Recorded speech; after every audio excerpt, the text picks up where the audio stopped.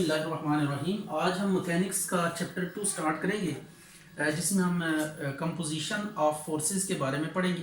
तो बेसिकली ये चैप्टर जो है ना, फोर्सेस का इफेक्ट बताता है रिजिड बॉडी के ऊपर, कि जब एक स्टैटिक पोजीशन में किसी बॉडी के ऊपर फोर्सेस लग रही हों तो उन फोर्सेस का जो बिहेवियर होता है उसको कैसे स्टडी किया जा सकता है, उनका रिजल्टेंट कैसे डिटरमिन किया जा सकता है, मूवमेंट को कैसे हम कंप्यूट कर सकते हैं। ये सारी चीज़ें हम इस चैप्टर में डिस्कस करेंगे। तो सबसे पहले हम आज जो टॉपिक है हमारा वो है रिजल्टेंट ऑफ टू फोर्सेस। ये हम जो बुक फॉलो कर रही है क्यू के गौरी की बुक है, तो उसमें सबसे पहला टॉपिक हम डिस्कस करेंगे चैप्टर 2 का, that is resultant of two forces. दो फोर्सेस का रिजल्टेंट फाइंड करने के हमारे पास ऑलमोस्ट 3 मेथड्स हैं। एक लॉ ऑफ वेक्टर एडिशन है जो हम आमतौर पर यूज करते हैं, head to tail rule. Second जो हम यूज करते हैं वो है हमारे पास पैरेललोग्राम लॉ, जो दो फोर्सेस के लिए हम यूज करते हैं। जस्ट लाइक आपके पास अगर दो फोर्सेस दी हुई हैं, ये कोई फोर्स F1 है और ये कोई फोर्स F2 है, इनका आपने रिजल्टेंट अगर फाइंड करना है तो आप इनकी टेल्स को कनेक्ट करें आपस में। ये दो फोर्सेस हैं, इनकी टेल्स को हमने ज्वाइन कर दिया।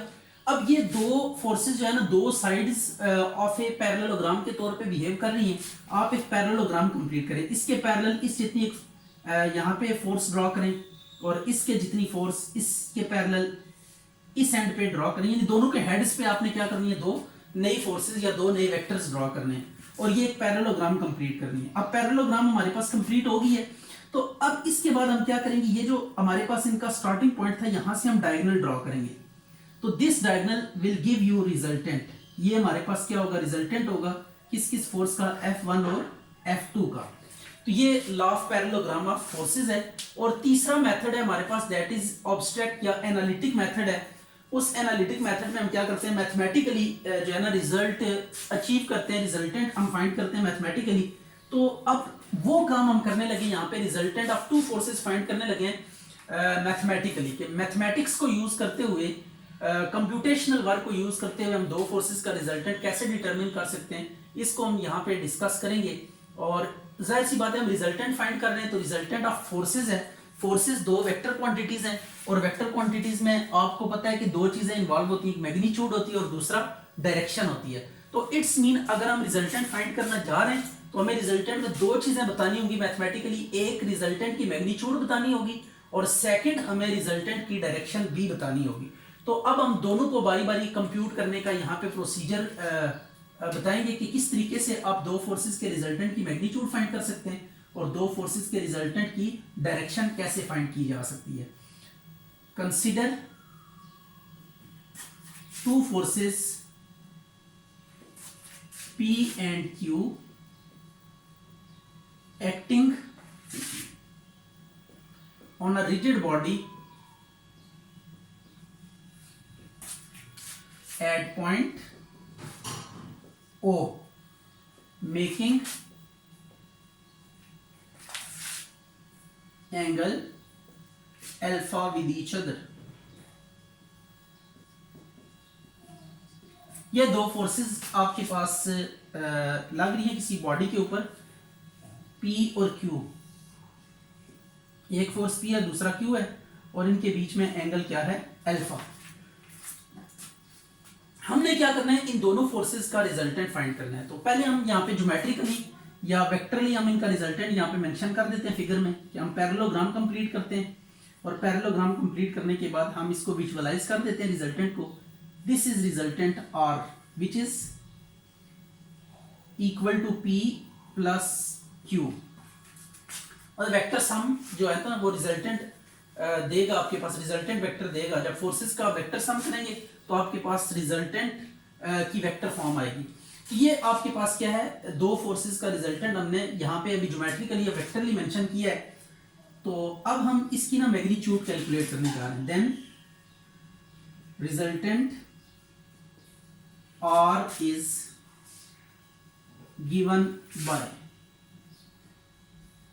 R is equal to P plus Q, इसको इक्वेशन 1 का नाम दे। तो ये आपके पास क्या आ गया, रिजल्टेंट आ गया, वेक्टर फॉर्म आ गया रिजल्टेंट की। लेकिन हमें क्या चाहिए, हमें मैग्नीट्यूड ऑफ रिजल्टेंट चाहिए। पहला जो हमने केस करना है मैथमेटिकली, चूंकि हमने कैलकुलेट करना है तो मैथमेटिकली दो चीजें हमें डिटरमिन करके देनी होगी, मैग्नीट्यूड ऑफ R। तो रिजल्टेंट की हमने मैग्नीट्यूड फाइंड करके देनी है और फिर रिजल्टेंट की डायरेक्शन भी फाइंड करेंगे।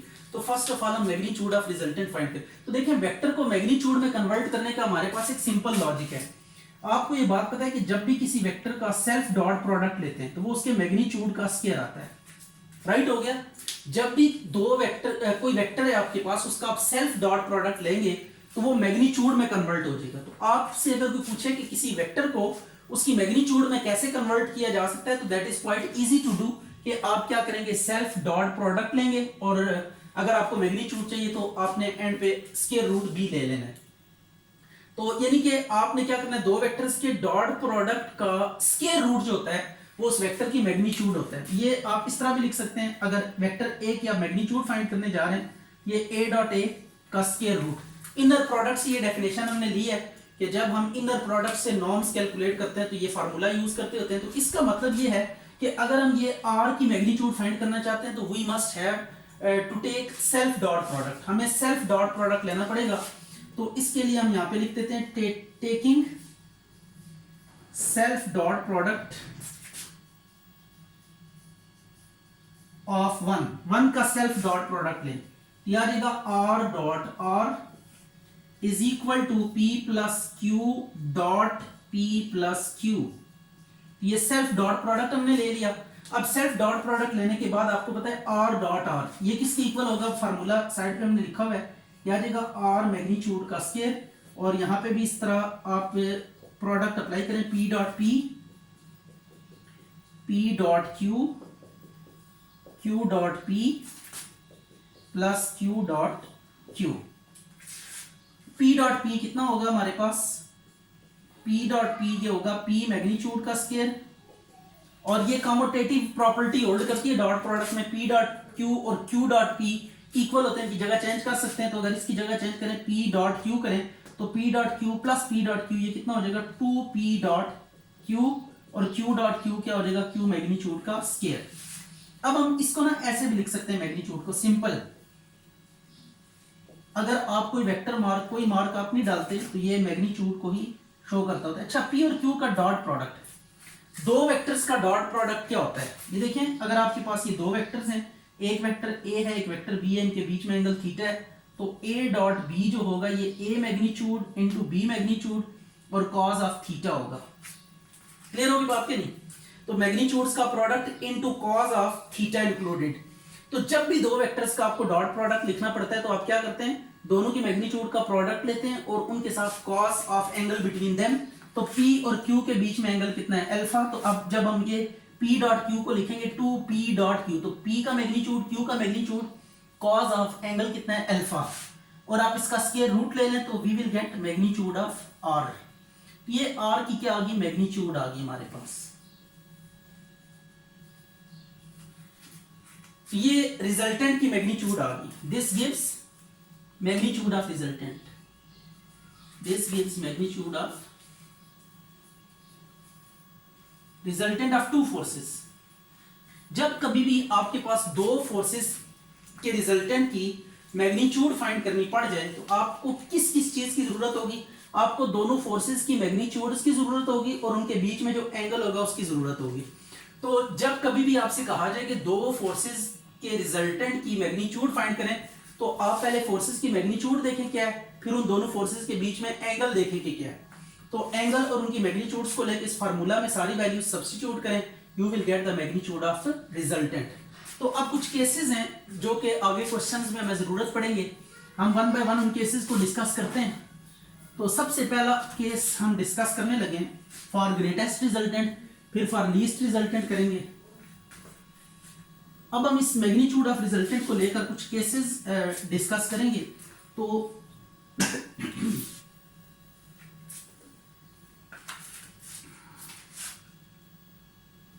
ये है जी मैग्नीट्यूड, या फार्मूला अपने याद कर लेना, P square plus Q square plus 2pq cos alpha. Case 1, when p and q are parallel. जब P और Q क्या होंगे, पैरेलल होंगे, i.e. अल्फा किसके इक्वल होगा, 0 डिग्री के इक्वल। जब फोर्सेस पैरेलल होती हैं तो उनके बीच में एंगल कितना होता है, 0। तो R इज इक्वल टू, यह आ जाएगा P square plus Q square plus 2pq cause of 0। Cos 0 कितना होगा 1, या गया P square plus Q square plus 2pq 1। अब ये देखें फार्मूला क्लोज हो रहा है, यह आ जाएगा p प्लस क्यू का होल स्क्वायर और स्क्वायर रूट को इससे काटने स्क्वायर के साथ, तो r इज इक्वल टू आ जाएगा p प्लस क्यू। तो ये आपके पास देखें अगर दो फोर्सेस पैरेलल हैं तो फोर्सेस के मैग्नीट्यूड्स का जो सम होगा वो रिजल्टेंट की मैग्नीट्यूड दे देगा। तो आपको अब एंगल की भी जरूरत नहीं है, जब आपको पता है कि दो फोर्सेस पैरेलल हैं तो जस्ट उनकी मैग्नीट्यूड्स का सम लें तो आपके पास रिजल्टेंट की मैग्नीट्यूड आ जाएगी। अच्छा, एक बात आपने याद रखिएगा कि मैग्नीट्यूड्स का सम मैक्सिमम होता है, यानी जब दो मैग्नीट्यूड्स को आप प्लस करते हैं तो आपके पास मैक्सिमम रिजल्ट आता है। इसी तरह जब दो मैग्नीट्यूड्स का आप प्रोडक्ट लेते हैं तब भी आपके पास मैक्सिमम रिजल्ट आता है। तो ये चूंकि आपके पास सम है और मैग्नीट्यूड्स का सम है तो आप यहां पे लिखेंगे this will give greatest resultant. इससे आपके पास क्या आएगा, ग्रेटेस्ट रिजल्टेंट आएगा। तो ये अब आपने एक केस याद रखना है कि ग्रेटेस्ट रिजल्टेंट हम कैसे फाइंड कर सकते हैं। जब बात होगी ग्रेटेस्ट रिजल्टेंट की तो आपके जहन में एकदम ये फार्मूला आ जाना चाहिए। अब केस 2 की तरफ बढ़ते हैं। When P and Q are anti-parallel, i.e. Alpha is equal to 180 degree. तो अब 180 पुट करें इसमें फार्मूले में, r is equal to P square plus Q square plus 2pq cos 180। Cos 180 कितना होगा, कॉस 180 होगा हमारे पास P square plus Q square plus 2pq cos 180 होगा -1 के इक्वल। तो अब ये आ जाएगा P square plus Q square minus 2pq। तो इसको मजीद हम टैकल करते हैं जरा, p माइनस क्यू का होल स्क्वायर हो जाएगा, ये स्क्वायर रूट से कैंसिल होकर p माइनस क्यू आ जाएगा। तो ये डिफरेंस है, तो difference will be the least, तो दिस विल गिव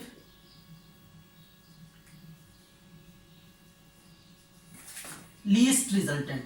तो जब आपको बात हो रिजल्टेंट की लीस्ट मैग्नीट्यूड चाहिए हो, ये तो आप क्या करेंगे, दोनों फोर्सेस की मैग्नीट्यूड्स का डिफरेंस ले लेंगे।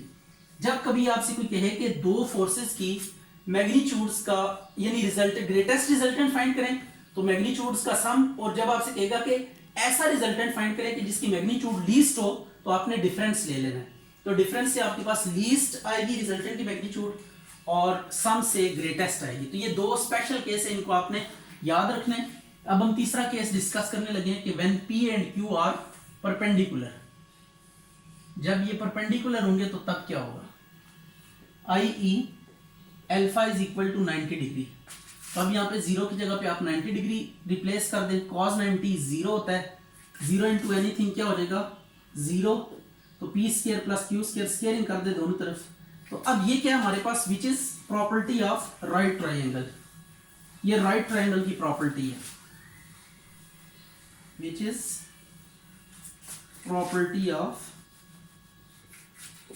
right triangle। तो ये था हमारे पास दो फोर्सेस के रिजल्टेंट की मैग्नीट्यूड और उसके स्पेशल केसेस। अच्छा भाई, अब हम डिस्कस करेंगे कि दो फोर्सेस के जो रिजल्टेंट होता है उसकी डायरेक्शन क्या होगी। तो इसके लिए ना सिंस हमने जो फार्मूला लिखा था r के लिए वो था p प्लस क्यू, ये इक्वेशन 1 थी, इसको रिकॉल किया हमने। अब डायरेक्शन ऑफ रिजल्टेंट हमें चाहिए। अच्छा जी, अब हमने क्या करना है, डायरेक्शन ऑफ रिजल्टेंट। तो डायरेक्शन विद सम रेफरेंस ली जाती है, तो हम जो डायरेक्शन यहाँ पे डिटरमिन करने जा रहे हैं वो p के रिस्पेक्ट से करने जा रहे हैं। तो अब यहाँ पे लिखते हैं let phi be the angle between r and p। Force p और रिजल्टेंट के बीच में जो एंगल है वो फाई, और फाई हमने कैलकुलेट करना है क्योंकि एंगल जो होता है वो डायरेक्शन देता है। तो r का p के साथ एंगल फाई है, ये फाई हम कैलकुलेट करेंगे। It will give direction of resultant with respect to force p। तो ये फाई जो होगा ये डायरेक्शन देगा किसकी, रिजल्टेंट की, with respect to force p। अब p के साथ हमने एंगल फाइंड करना है, तो p के साथ एंगल फाइंड करने के लिए हम दो काम करेंगे यहां पे। पहले आप क्या करेंगे, taking dot product of 1 with P के साथ डॉट, क्योंकि पी के साथ एंगल बन रहा है तो एक दफा पी के साथ डॉट प्रोडक्ट लेंगे इसका, P dot P plus P dot Q. तो पी डॉट आर, पी और आर के बीच में देखें जब इसको कन्वर्ट करेंगे फार्मूला लगाएंगे तो आ जाएगा पी की मैग्नीट्यूड आर की मैग्नीट्यूड कॉस पी और आर का एंगल, पी और आर का एंगल कितना है फाई, तो P R cos phi. P dot P किसके इक्वल होगा, पी मैग्नीट्यूड का स्क्वायर हो जाएगा, और P dot Q, P Q cos of इनका एंगल, पी क्यू का एंगल कितना है अल्फा। तो अब पी आप कॉमन ले लें, cos phi is equal to P common ले लिया तो P plus Q cos alpha, P P से कैंसिल हो गया तो R cos phi is equal to P plus Q cos alpha. तो इसको 1 का नाम दे देते हैं, रोमन 1 का। अब टेकिंग क्रॉस, एक दफा डॉट लिया तो अब taking cross of 1 with P के साथ अब क्या लेना है, क्रॉस प्रोडक्ट लेना है। तो अब क्रॉस प्रोडक्ट कैसे लेंगे इसको देख लेते हैं। P cross R is equal to P cross P plus P cross Q. ये क्रॉस प्रोडक्ट ले लिया पी के साथ। अच्छा, क्रॉस की कुछ प्रॉपर्टीज आपने याद रखनी है। पहली प्रॉपर्टी है कि सेल्फ क्रॉस प्रोडक्ट जो होता है वो नल वेक्टर होता है, और दूसरी प्रॉपर्टी ए क्रॉस बी अगर आपने लेना है तो ए का मैग्नीट्यूड बी का magnitude sine theta N unit vector, ठीक है। और अगर ये ए क्रॉस बी के ऊपर आप मैग्नीट्यूड अप्लाई कर देंगे तो एन यूनिट वेक्टर नहीं आएगा, ए बी साइन थीटा आ जाएगा स्ट्रेट अवे। तो ये बात आपने याद रखनी है, अगर मैग्नीट्यूड ए क्रॉस बी के ऊपर अप्लाई नहीं करेंगे तो एन यूनिट वेक्टर आएगा, और अगर नहीं करेंगे तो मैग्नीट्यूड अप्लाई करेंगे तो एन यूनिट वेक्टर नहीं आएगा। यह बात आएगा पी का मैग्नीट्यूड आर का मैग्नीट्यूड, बल्कि एक स्टेप इसका इजाफी कर लेते हैं। P cross R self cross 0 के इक्वल हो जाएगा पी क्रॉस क्यू। अब हम मैग्नीट्यूड अप्लाई कर देते हैं दोनों तरफ, पी क्रॉस आर का मैग्नीट्यूड पी क्रॉस क्यू का मैग्नीट्यूड यह जाएगा। अच्छा जी, पी आर ये मैग्नीट्यूड अप्लाई कर दिया ताकि यूनिट वेक्टर ना आए, यह आ जाएगा साइन पी आर का एंगल फाई है और पी क्यू का एंगल कितना है अल्फा, यह आ गया। पी पी से कैंसिल हो जाएगा तो R sine phi is equal to Q cos alpha. इसको 2 का नाम दे दें। अब आपने करना यह है कि इनको डिवाइड कर देना है, डिवाइड 2 बाय 1, 1 को 2 से डिवाइड कर दिया, 2 को 1 से। R sine phi Q cos alpha और R cos phi P plus Q cos alpha. ये डिवाइड कर दिया, आर आर से कैंसिल हो जाएगा, ये आ जाएगा टेन फाई, ये आ जाएगा Q cos alpha divided by P plus Q cos alpha. Sorry, ये साइन एक साइन, ये साइन अल्फा होगा, साइन अल्फा